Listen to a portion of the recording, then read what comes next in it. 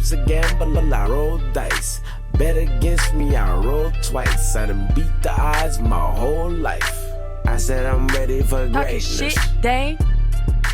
Welcome back to another episode of the Atomics Podcast. I am your host, Damian Jackson, me and the AI. As always, let's get into this. Today, we're going to talk about growing up in Black America. And I will say that before I get into it, it's not just about being in Black America. Whether you're Black or not, you can kind of relate to this, no matter your cultural, ethnic background or your economic background. And when it comes to race, I really don't give a fuck. I see the bigger picture that, collective conscious species tied to the universal energy source being, whatever, blah, blah. So I try to see the bigger picture in that sense, but I also try to recognize the collective mindset a lot of y'all have. But my mindset and my focus has always been on the individual. So when I say stuff, I'm going to say it in the context of, modern America, traditional sense, when we're talking about being black in America, or, touching into some stereotypes and profiles and blah, blah, blah. I'll say all that. Just get out of the way. If you don't already know who I am anyways, just before you, or if you do think you heard some of my stuff, then you're thinking I'm contradicting, or I just had to say that. All right. So for me, growing up in Black America, right? I was born in the 80s, in 87, and my parents were born in the 60s. So when we talk about being in Black America, you always hear the main thing. White people, white people, white people, white people. Always, right? Always. It's always something about white people. And you hear it so much and you think about it and you have to ask yourself, why? So you can go into the history of slavery and all that other stuff. But mind you, the history of slavery that is taught to a lot of Black people in America, pretty much everyone in America in general, is in the history books, which is also written by the so-called white people. Because when I hear about slavery, I don't hear it from people within my household, within my family, right? Or other Black people, other than just stories that doesn't even come from anyone's actual account. And going back through my family lineage, or other Black people's family lineage, you don't hear that. Actually, you always hear the same thing. Oh, we got Native in our family. That goes down a different route, but just think about that. Keep that in mind. So I know for me growing up, one of the biggest things was not being taught or pushed necessarily the American dream. Not really in my household, but around other Black people. I was having a conversation with my friend and we was talking about, like how the American dream or those indoctrination of America, grow old, get a house, have a spouse, have kids, 2.5 kids, pick a fence, stuff like that. But growing up in Black America, you don't hear the American dream like that. Because in Black America, the American dream was only for white people. So in Black America, your job was to find a way to survive legally and don't go to jail or don't go to prison. You know what I mean? Don't get in trouble with the law and stuff like that. You rarely heard of get married, have kids. It wasn't necessarily that it was frowned upon, but it wasn't really discussed like that. Now, in my house, my parents, they just told me to focus on myself. And that's because of their own thought process. Mind you, they're still married, right? But that's because they know what marriage is and how tough it can be and stuff. And they did get married young, right? Because my mom was a teenage pregnant mother, right? Got pregnant senior in high school. That's just the reality of it. It's funny, come and say some things that I don't really talk about to other people, even my closest friends stuff. I do tell my kids just to, because I'm raising my kids, but I really don't open up to people about this side of me. But in the context of sharing the story and experiences, this is why I'm doing it, to help out the next person. But yeah, my mom was one of those teen moms, right? And my dad, quote unquote, did the right thing. Stuck with her, stayed with her and stuff. They got married, and then eventually he joined the military and stuff, right? To provide a better life for his family. But I remember growing up and I was watching Boys in the Hood, and it was a part where Lawrence Fishburne was talking to Cuba Gooding Jr.'s character and was saying, no black man should join the white man's army. My dad looked at me and said, hey, you don't listen to that. I wasn't going to listen to that shit anyways, but I get what he was trying to say. And that's the type of propaganda and stuff like that was being pushed because, oh, why would you join the white man's army and stuff? Well, because you want money. And growing up in Black America, shit like that will throw your head off because you're not supposed to, how do I want to say this? You're not supposed to be working for the white man. You should not be thinking about the white man or join the white man's army in the military and stuff like that. But if you sell drugs to other black people, you balling. You're a hustler. Oh, you getting money. The Jay-Z's, right? That's okay. But if you go join the military and stuff, that's not okay. Right? And shit like that will always just kind of blow my mind as a kid because I'm the type of person to always ask, why? And growing up in Black America, when you sit there and ask, hey, why are we going to church? Why are we Christian? Or why are we Baptist or Methodist or whatever and stuff? Why, and mind you, my parents didn't force me to go to church, but family members, cousins, aunts, grandma, stuff like that, they were going to church and I would go because I'm over there and stuff. And I would just ask these questions. And of course, when I ask these questions, no one had no answers. Or they say, this is just how it is. But that's not an answer to me. That's just, to me, that's just you giving up and accepting it. That's acceptance. And so for growing up in Black America, you hear a lot of that's just how it is. Oh, Black people don't get those jobs. Black people, or there'll never be a Black president, right?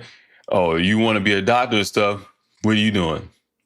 And that type of mentality is what keeps other people down and stuff if you're weak. And we'll kind of get into that later on. But I always notice that when it comes to hearing things in Black America, it was always a white man, but the people that are the most discouraging was the other people that look like me. And that right there exiles me from the Black community, excommunicado, right? Being the so-called black sheep or whatever, because no one else in my family, my friends, think like this. And then when I say stuff like this, I always get pushback, or I might go back and forth with some of them and I get aggravated because I'm like, what the fuck is wrong with y'all? Why is everybody looking at me like I said some wild shit? Right? Like, this shit didn't make sense to me.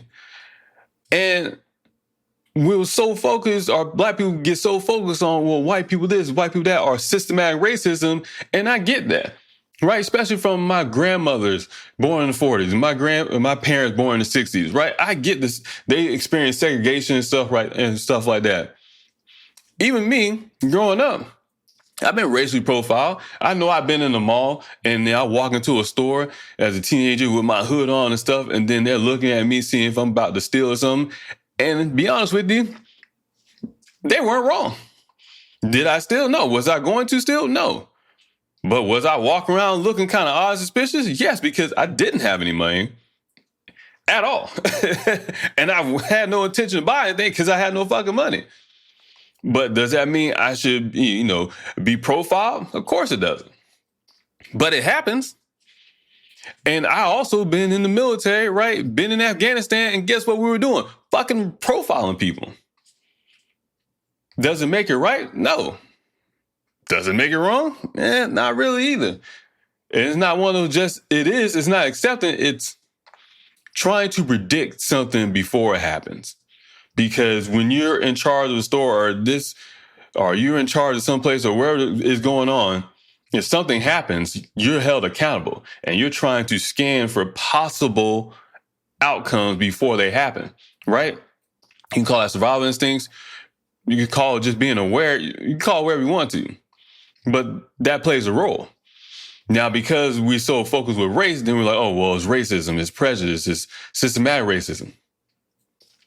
The biggest thing is, well, what are you going to do about it? Because I didn't have to go to the mall when I didn't have no money.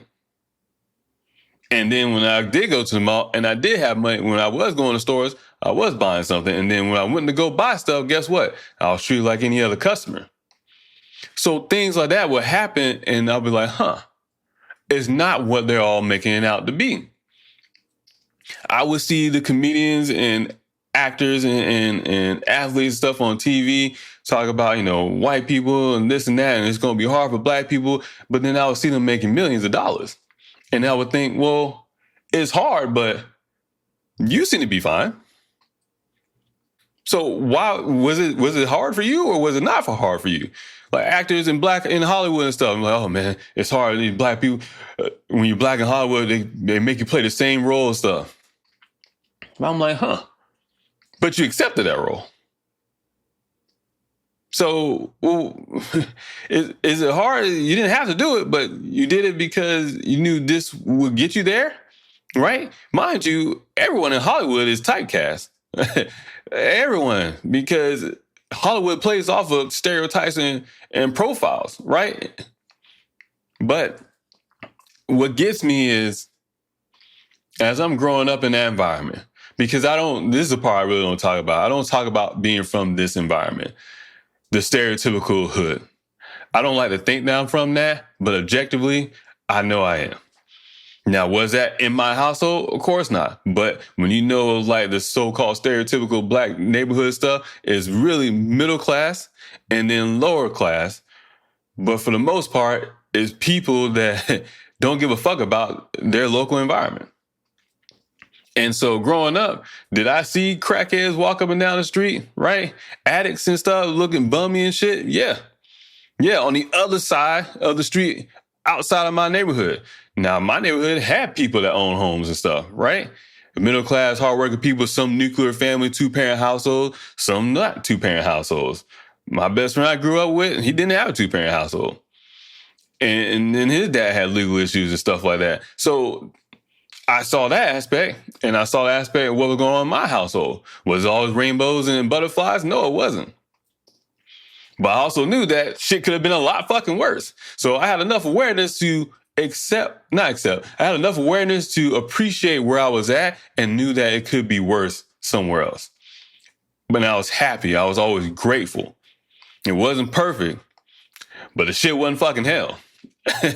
And that's how my mindset would try to be. And that's how my parents raised me. Hey, you could be out on the streets. My dad used to be like, hey, you could not have a dad at all. Some of these kids out here, they ain't got no father. Right? So when my dad would yell at me and say things that I didn't like or talk down to me and stuff like that, yeah, I didn't like it and stuff. And I knew where it was coming from. And sometimes I thought it was too much. But guess what? I'd rather have him yelling at me and calling me names and stuff than not having him there at all. And that's for me. Now, is that for everyone else? No. But for me, that was fine. That worked well. So growing up in that environment, in that neighborhood, you have nothing but black people, right? I grew up around 99.9% black people. And people that have met me in my adult years outside of the military, those in the military, even some of my friends I grew up with that didn't grow up in my neighborhood, my area that I grew up in, they don't think of me as being from that, right? You don't think of me as being from that kind of stereotypical black neighborhood. Because of the way I talk, because of the way I carry myself, or I don't act black and all the other stupid shit, which is racist. But you don't think of me that way. Because I choose not to be that. I can tell you, oh, my parents raised me that. No, that's not true. That's not true. I am who I am because I choose to be this way. This is me being my authentic self. Right? My parents didn't raise me this way. Now, before they lost power, I get respect to the people that raised me and stuff, and give credit to them, but I also got to be honest, right? I wasn't raised in this particular manner. My mom did make sure that, hey, don't talk that way, right? Talk like you got some education, like you're not a fucking idiot. My dad did say, hey, make sure your pants ain't sagging. Mind you, though, I never did that stuff anyways. And I was always going to be conscious of how I speak, because I know if you come off like a fucking idiot, well, of course people are going to treat you like a fucking idiot. And speaking proper English instead of that African-American vernacular bullshit that they want to try to tell people, Ebonics or whatever shit, this is how us black people talk, but that's bullshit. That's bullshit. But going back to my environment, across the street was still people with regular homes and whatnot, some low income, probably some renting, some home ownerships, right? Then further down the street, you had government housing, right? Which is projects. Have you ever seen the projects in New York City and stuff like that? On the outside, it actually looks fine, but it's not the outside, it's the people within them, right? It's people within your own environment. And then going up the street, and then mind you, once you start, it's the inner city, because once you start living off 14 or 15 or some street like that, or 10th Street, 9th Street, once you get into the numbers, you know where you at. You know where you at. Now, we're in Florida, so there's no like tall buildings in the city, so that, but I know where I'm at. So up the street, I see the cops sitting there across from the corner watching all day. Why? Because obviously there's drug activity, there's some illegal activities. I go up to the local park, the neighborhood park and stuff to play basketball and everything. Where the cops at? Riding around patrolling and stuff. Right now, you can go into systematic racism saying, hey, the cops are patrolling this area more because they're profiling black people and stuff. And guess what? You're right. But then something happens in which motherfucker committing crime stuff and doing all types of shit to the community, mind you. Not doing it to white people, to the community, robbing and stealing and fucking killing people and whatever else, assaulting people within the same community that you live in. But yet being black in America is still somehow white people's fault. So I get systematic racism. I get that stuff, right? But the white person didn't break in my parents' household, right? The white person didn't steal my bike or break my fucking goal and shit. Right? Like, the white person wasn't who I was concerned about when I was outside at 9, 10 o'clock at night and it's dark and stuff, and the car's driving by slow with no fucking lights on. Old ass beat up Chevy. Right? It's not the white person driving the old beat up Chevy and stuff, bamming the music on rims, shit, fucking 28 and all that other stuff. Roll down the window, smoke come out. Not in my neighborhood, it wasn't the white people. So growing up in black America, all I hear is white people, but I'm looking around, I'm like, there's no white people, it's just us. What are we gonna do? In fact, what are you gonna do? Because systems are systems in place to manage the collective. The problem with that is people align themselves with the collective and forget that they are the individual. A neo can't exist if everyone thinks there are no possible neos. Someone has to break out. But in order for that person to break out, they have to be consciously aware. In order for them to be consciously aware, they have to shed them old selves. They have to navigate the systems, right? They have to navigate their own fear, because it all starts within. And the reality is, not everybody has it. My mindset is, not everyone has it by their own free will, because most people are fucking scared and they're weak. Yet, if you say that, people think, oh, you shouldn't say that. But leave that pity shit for the weak, because you're not helping nobody. So as I'm from that environment, and I knew growing up, and one of my best friends growing up too, he knew. And then a couple others, we knew, right? I remember running into one of my classmates from school, from middle school and everything, and a couple years ago, and we was talking, and he was like, we knew which ones was going to make it out of it. And I was like, yeah, you're right. We always knew who was going to make it out of our environment, because you can tell how we was carrying ourselves, and hell, the grades got in school. Right? And then growing up in black America, you better rap, play basketball, play football, right? Because there's only two fucking sports in black America. You play basketball or you play football. There's only two fucking sports. If you play baseball, you're white. You play soccer, you're white. Don't even think about playing. I'm in Florida. Don't even think about playing hockey. Don't even think about that shit. Don't even think about it. Don't skateboard. Don't do none of that shit. You're white. You're white. You're white. So I was never concerned about the white people because the black people around me was the ones telling me I couldn't do shit. Or if I try to do something different, then I got made fun of and ostracized for doing something different. Oh, you white boy. Oh, you Oreo. Black on the outside, white on the inside. So when I speak about this stuff and I push back, well, I got to push back because that's the mentality I had to have in order to survive and make it out in a sense. Now, mind you, I can still make it out and not physically move from that environment, right?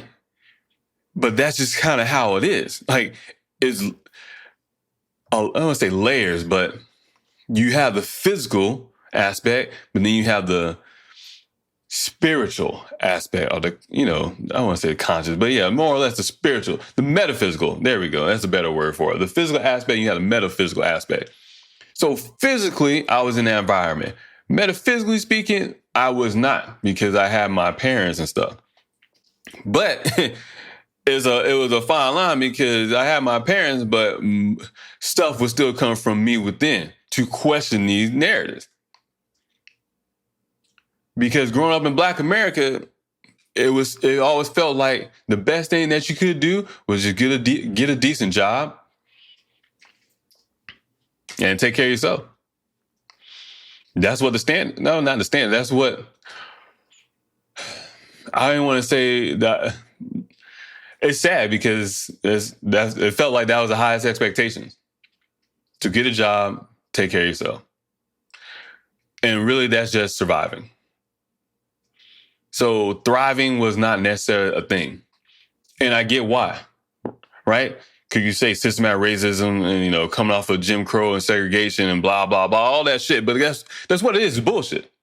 Bullshit in the sense of what are you going to do? There's always going to be obstacles and things that are going to possibly stop you, hinder you, wherever the case is. But what can you do as the individual? I don't give a fuck about the system because I don't give a fuck about the collective.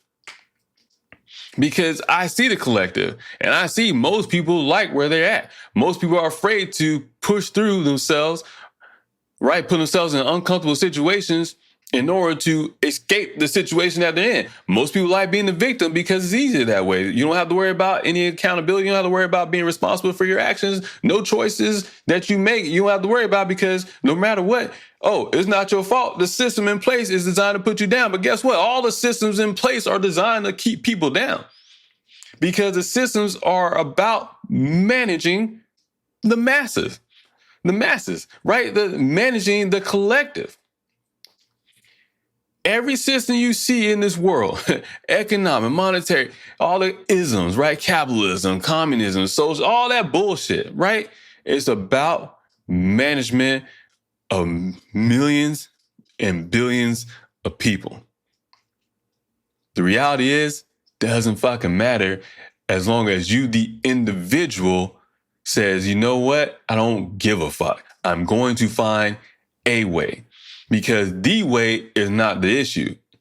It's finding a way. And sometimes people are always trying to get caught up in figuring out what the way is. And I know for me, growing up, it always felt like Black people was trying to figure out the way. Football, basketball, rap, sing, better start dancing for these white people and stuff, or dancing for these other niggas out here, right? Better start slinging, selling dope, some type of shit, right? Don't get caught up on it though. You're gonna be an addict or some shit like that.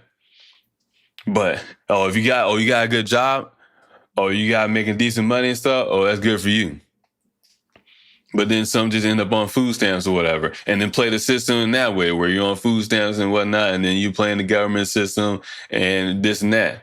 Or some get caught up with multiple baby mamas, multiple baby daddies and stuff, right? Child support and all this other shit and everything. Not paying child support, go to jail, shit like that. I'm from that environment. But I don't give a fuck. And I never did because I always thought of what am I going to do? And I know I'm going to do something with my life. My mindset has always been greatness. The expectation for myself has always been greatness. The standard for myself has always been greatness.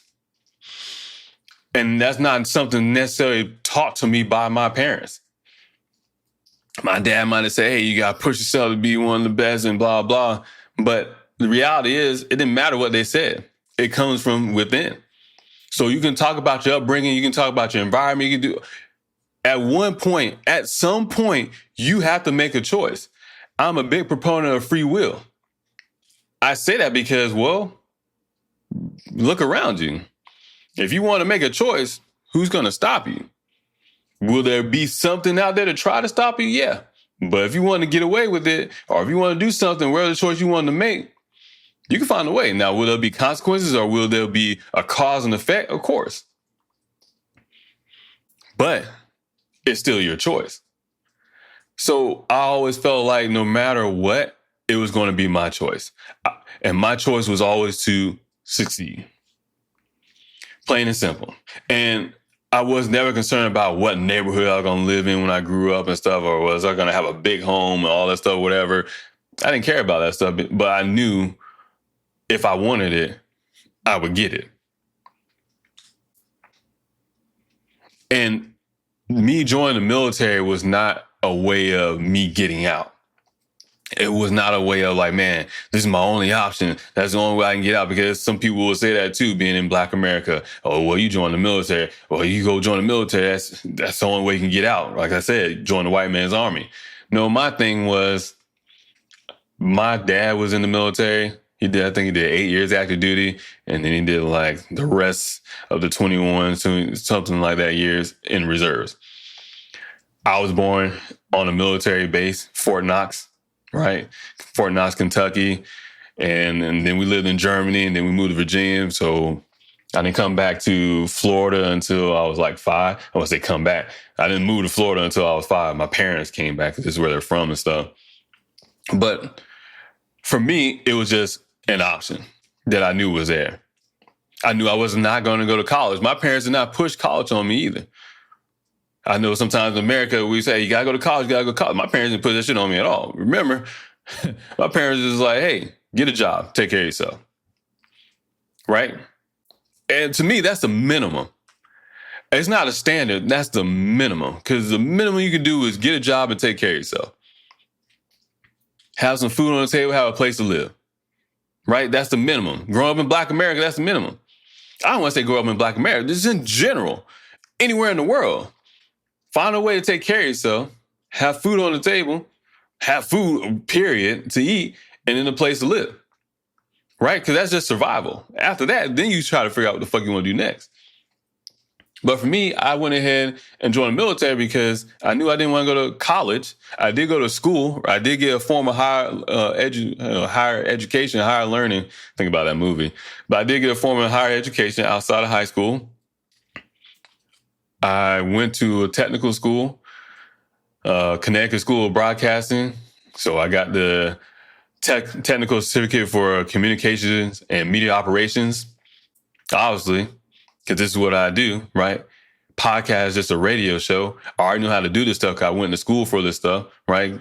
Editing and music and videos. And I went to school for that stuff. And the school was like, I think it was 8 weeks. It was an accelerated program, but it was all hands-on.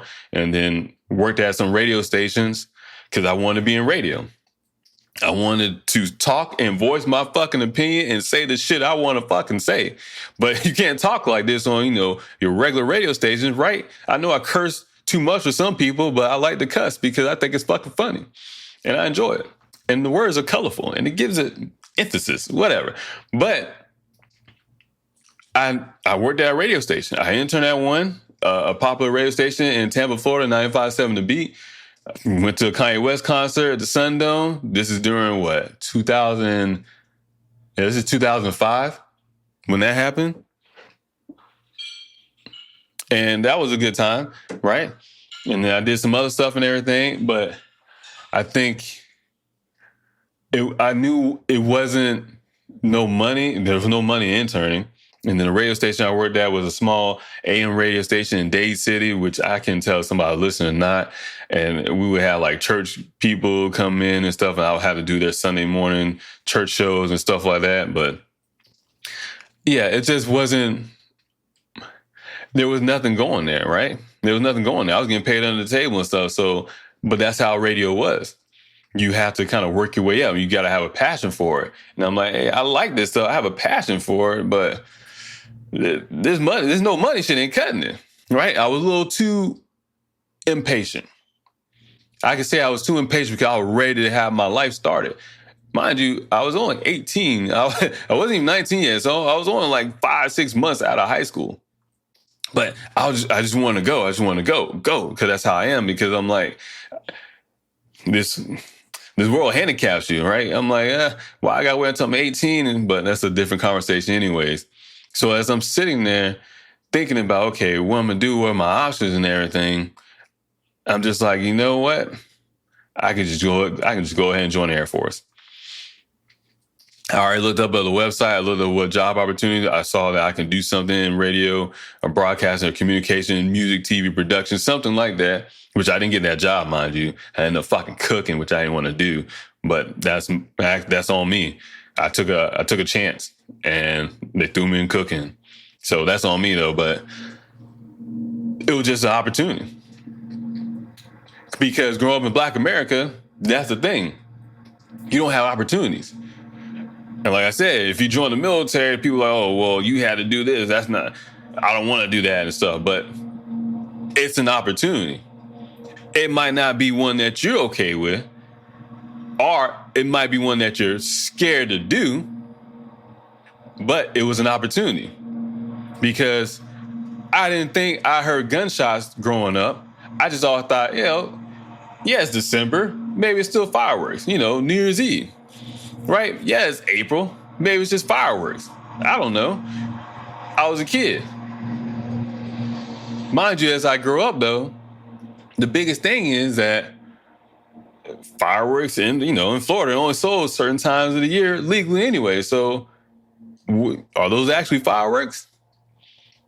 Of course they're not. They're gunshots. But I don't like to think that I grew up in an environment in which I heard gunshots.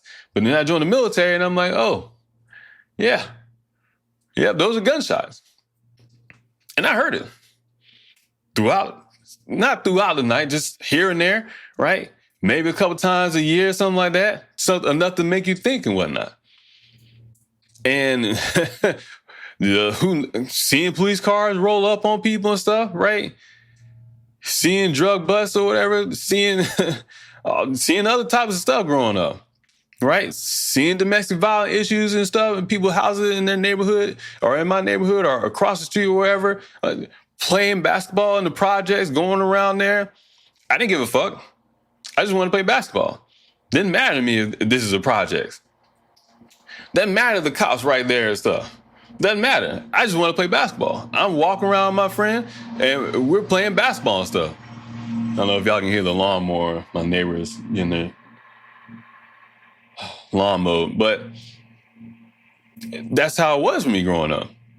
And it's not that I thought it was normal. I just was not concerned with it because I knew I couldn't control it.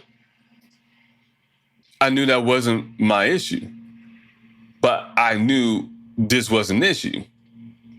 But remember, growing up in Black America, that's not an issue. The white man is. The white people are the issue. But I didn't see white people until I went to school. And I went to magnet schools from like third grade until 8th grade. Yeah, because 9th grade, that's when I went back to public school, which I did not like. But then when I went to public school, from where we were at, they sent us to the high school on the other side of town where the white people were at. Why? Because they had no black people at that school, so they needed diversity. So now I had to go to a high school, that took 30 minutes to get there. City only so big anyways, 8-10 miles. But still, I had to get up at like 5:30, 5:45 in the morning, catch the bus around 6 to be at school at 7. Meanwhile, I'm literally driving past on the bus 2 other high schools that are closer. But because they needed black people at that school, now I got to go to that school. And then I see white people at school. I had white friends growing up. I had like 2. And I played basketball with them. And I played basketball with them at the city rec league. But it was a city rec league on the south side, which would be considered the white side of town when I was growing up. Now, was it really the white side of town? No. But that's just how I grew up thinking it, because that's what the environment I was in. Everybody would say the same thing. Hey, where we lived at was a black side of town. Mind you, where we lived at was on like probably maybe a 5-mile radius. And outside of that was not just black people. But this is the mindset I was in. So I'm riding my bike, I'm walking around within that 5-mile radius, is nothing but black people. Nothing but black people. But then I go to school, then I see some white people.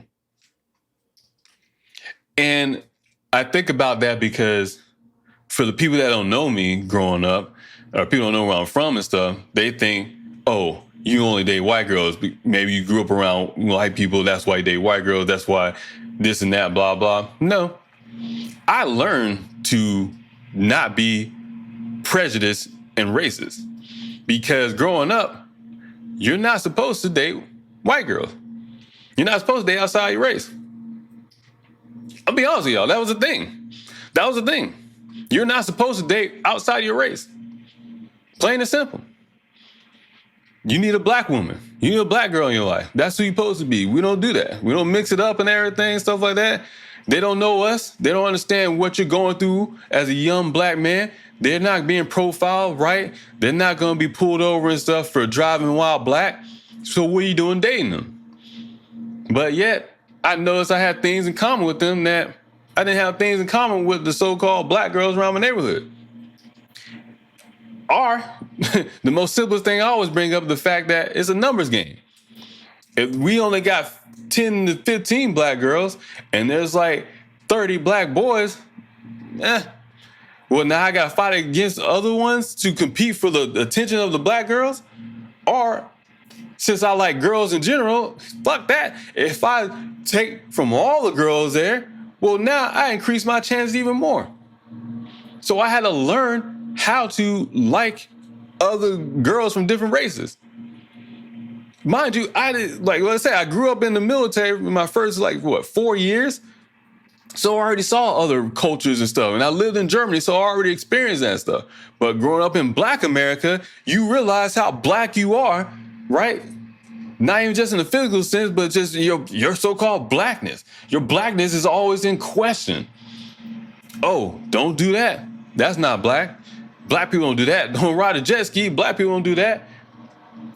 Shit like that, man. It was just always so annoying. Don't listen to that music. Don't listen to rock. What are you doing? That's some white people shit. You don't realize, grow up in black America, how often you hear that's that white people shit. You hear that so often. And I will always ask, why? Why? But that type of mentality is a mentality that keeps black people and everybody within a certain place. And we'll say it's a system. The reality is we agree to that system and we acknowledge it and we consciously make it our own. Because nothing says anything otherwise. I didn't have to be that way. I didn't have to think that way. And I chose not to. But because I chose not to, I got made fun of by the same people that look like me, right? Then I'm thinking, oh, we all black, we all supposed to be together. And then I realized, oh no, you niggas don't give a fuck. Y'all just saying this shit. We're not in this together. Y'all don't actually care. We're not uplifting black people. Oh, it's a black-owned business. Oh, yeah. Oh, we support those black people. Yeah, right? Oh, unless, oh, well, they don't live where we live at. Uncle Tom Coon ass nigga. We don't care about him like that no more. Oh, he with that white woman? He ain't with us no more. He a sellout, right? Growing up black, you better vote Democrat. You better vote Democrat. You better vote. Because if you don't vote Democrat, you a sellout. Uncle Toon Coon ass nigga. Plain and simple. You better not be Republican. On them white people Republican. On them rednecks Republican. Them KKK people are Republican. Better not do that shit. What are you doing? So what do? You think you're supposed to be always with a Democrat. I grew up thinking, only black people only vote Democrat. Black people, we got to go with blue. Right? We got to be on that side. Until I start asking, well, why? And then everybody's like, well, cuz. That's just how it is. That's not an answer for me. That lets me know you're just following along. Because everyone's afraid to step outside and do something different. Everyone's afraid to be themselves. So it wasn't just a system, it's people around you that are keeping you in that frequency, right? That crab in the bucket mentality. They're trying to keep you down and stuff. So I just always thought about that. Why? Why y'all saying this? Why do y'all believe this? Why don't y'all escape from this? But then when I do it myself, I learn why. Because people are afraid. Because people are weak. It takes strength and courage to be yourself. Not that shit they want to try to tell you what they tell you is courage now and stuff. Oh, you're black and you got in this position and stuff. Oh, that's powerful. Oh, you're a man and you want to be a woman. Oh, that's powerful. Oh, you're a gay and stuff. You're coming out as a homosexual. That's bullshit. And they know it. Being your authentic self through and through, taking all the narratives and all the stereotypes and all the profiles around you and pushing that shit out your fucking mind and saying, you know what? I don't give a fuck about none of that shit. Oh yeah, the system in place, systematic racism profiling, that's crazy, right? They got all this shit around you, yet somehow I fucking found a way through. Why is that? Because I'm me and the rest of y'all ain't. I come to the point where, you know what? Some people are just weak. They say it's not that they just don't have it in them. Yes, that's one thing, but they also choose to not have it in them. And that's where they're going to be at. But growing up in Black America, it's a mentality, it's an environment that's pushed on everybody. And you can find the same thing in other cultures and races and stuff like that too. Right? Mind you, y'all care about a race shit. I don't. But this makes my point. When I met one of my other best friends when I was 17 working at McDonald's. And when I met her, I'd known of her before. I always thought it was odd because she looks black, right? And then her sister was white, and I thought they was joking. I remember I met her before, a few years earlier while we was younger. But then when I saw her and I was talking to her and we worked at McDonald's and she just showed me who her family is, I'm like, oh, because she was mixed. And we didn't come across too many mixed people growing up, right? In the 90s, 2000, wasn't too many.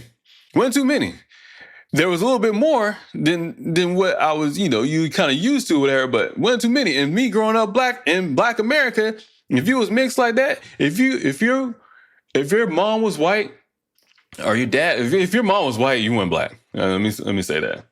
If your mom was white, you weren't black. Growing up in Black America, that's how it went. Plain and simple. Or if you didn't grow up with your black side of your family, you weren't white or you weren't black.